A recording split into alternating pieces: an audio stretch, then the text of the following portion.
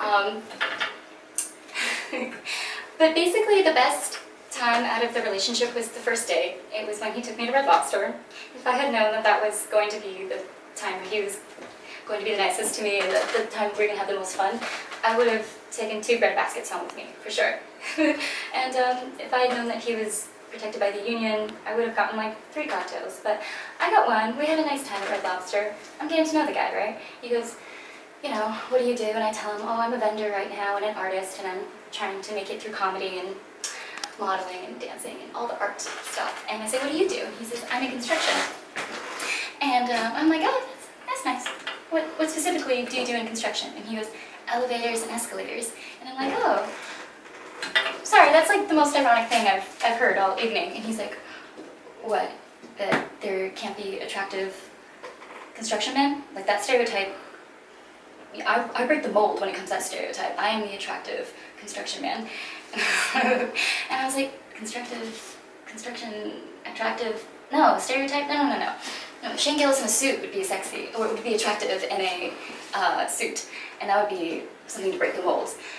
I think it's ironic that you help people go up and down all day, making the elevators and escalators. Meanwhile, all you've managed to do for the past decade is plateau. He didn't like that very much. He didn't like that very much at all. And I was like, it's cool. It's fine that, you know, but he's like, but that's not everything. You know, I used to be a doorman. And I was like, because he got really upset. He's like, hey, young lady, I used to be a doorman. And I was like, cool, nice. So that means you've already waved goodbye to your door of opportunity?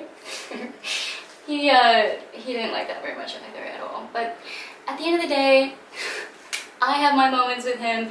I should have gotten 2 bread baskets, 3 cocktails, and he hasn't done much. And he's where he is, I'm where I'm at. Also, did you guys hear, aside from ex-boyfriends and whatnot, did you guys hear about the Canadian airplane pilots who crashed in midair?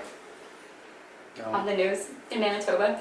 Well, I think the birds knew about that before the pilots even did, because I just imagine that the news clip said, oh, well, listen, I think it came down to a communication issue. There was no control tower, and I think the pilot school should have had at least a control tower.